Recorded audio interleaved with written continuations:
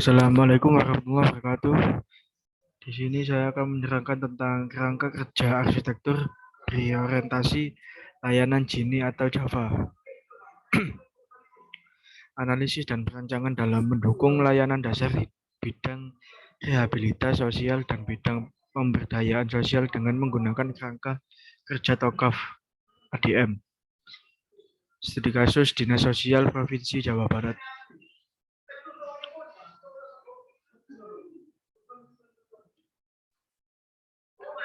Untuk yang pertama yaitu ada enterprise arsitektur, yaitu suatu kumpulan prinsip, metode, dan model yang bersifat masuk akal yang digunakan untuk mendesain, merancang, kemudian merealisasikan sebuah struktur organisasi, enterprise, proses bisnis, sistem informasi, dan infrastruktur.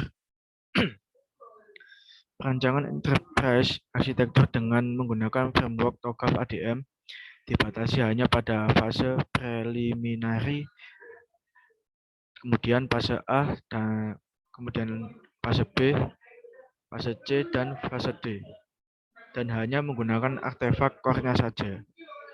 Untuk dasar teori ada beberapa, yaitu enterprise arsitektur, mekanisme prinsipal struktural untuk membangun dasar dari tingkat perubahan yang tinggi, memajukan teknologi yang canggih dalam enterprise design.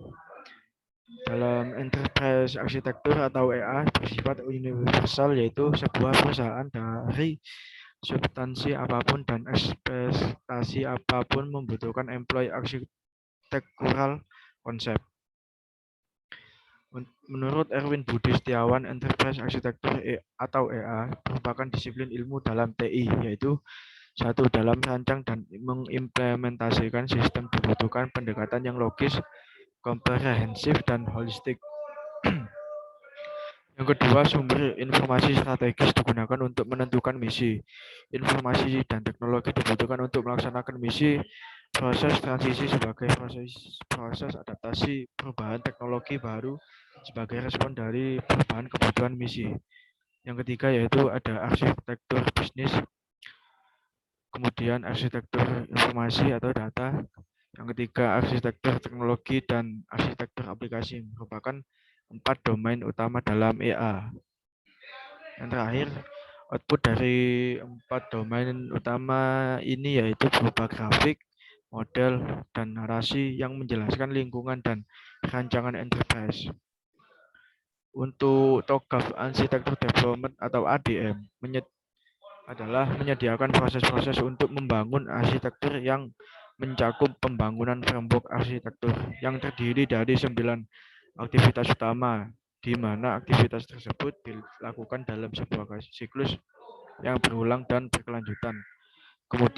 Kemungkinan organisasi untuk melakukan transformasi enterprise yang terkontrol sebagai respon atas tujuan peluang bisnis.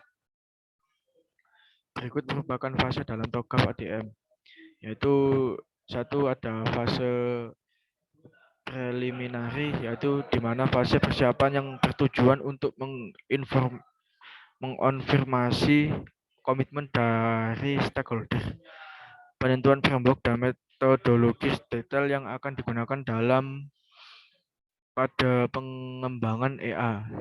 Yang kedua yaitu ada fase A, arsitektur vision, yang bertujuan untuk memperoleh komitmen manajemen terhadap fase ADM ini, memvalidasi prinsip, tujuan, dan pendorong bisnis, dan mengidentifikasi stakeholder.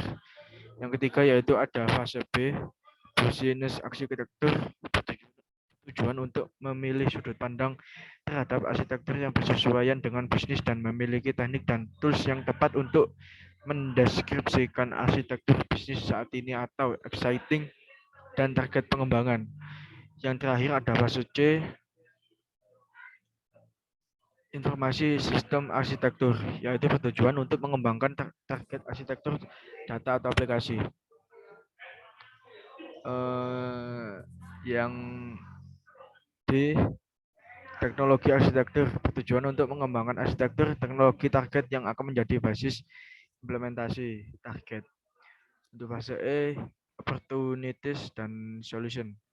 Fase untuk mengevaluasi dan memilih cara mengimplementasi, mengidentifikasi parameter strategis untuk perubahan perhitungan cost dan benefit dari proyek. Fase F, migration planning, bertujuan untuk mengimplementasi proyek berdasarkan prioritas dan data tersebut akan menjadi basis bagi rencana detail mengimplementasi dan integrasi. Dan fase G, implementasi governance, yaitu tahapan memformulasikan rekomendasi untuk setiap implementasi proyek, membuat kontrak arsitektur yang akan menjadi mengimplementasi proyek, serta menjaga kesesuaian dengan arsitektur yang telah ditentukan. Untuk fase H, arsitektur change management, di mana fase akhir yang diharapkan terbentuk skema proses manajemen perubahan arsitektur. Yang terakhir ada requirement management yang bertujuan untuk menyediakan proses kebutuhan arsitektur sepanjang fase pada siklus ADM.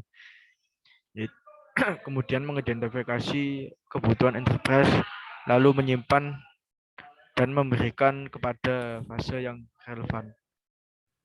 Untuk yang kedua, Enterprise Application Integration atau EAI, yaitu proses program aplikasi komputer perusahaan untuk meningkatkan fungsionalitas serta kinerjanya. EA memiliki tujuan utama, yaitu memberikan integrasi antar sistem aplikasi seperti sistem Enterprise Resourcing Planning atau ERP. EAI juga memiliki berbagai interface teknikal yang dapat diimplementasikan dalam beberapa cara, seperti contohnya pada bahasa pemrograman,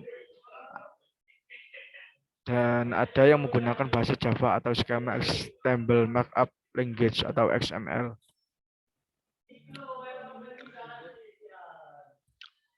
Yang ketiga ada sistem pemerintahan berbasis elektronik atau SPBE.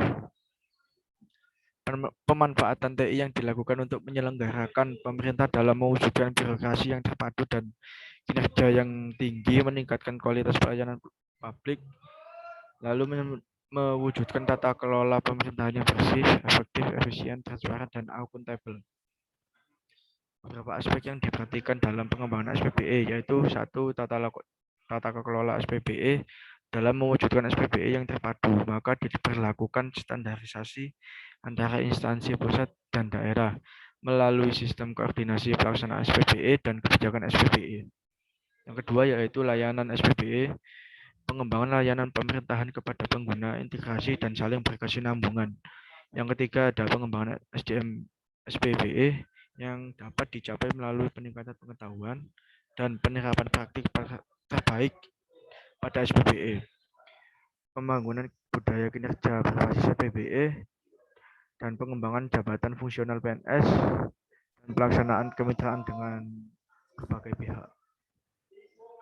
Kesimpulan yaitu berdasarkan hasil penelitian perancangan enterprise arsitektur yang berfokus pada fungsi rehabilitas sosial dan pemberdayaan sosial di Dinas Sosial Provinsi Jawa Barat, didapat diambil kesimpulan berupa satu, yaitu perancangan enterprise arsitektur pada fungsi rehabilitas sosial dan pemberdayaan sosial di Dinas Sosial Provinsi Jawa Barat memiliki kendala mengenai sistem yang belum terintegrasi dan masih ada aplikasi yang masih error hingga tidak bisa digunakan.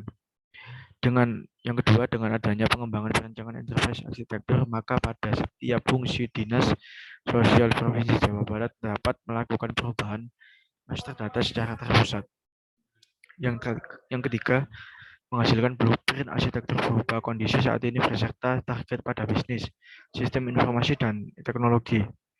Yang terakhir, yaitu dengan adanya perancangan enterprise arsitektur dapat memudahkan hubungan antar aplikasi dengan penggunaan pendekatan arsitektur berorientasi layanan pada Dinas Sosial Provinsi Jawa Barat.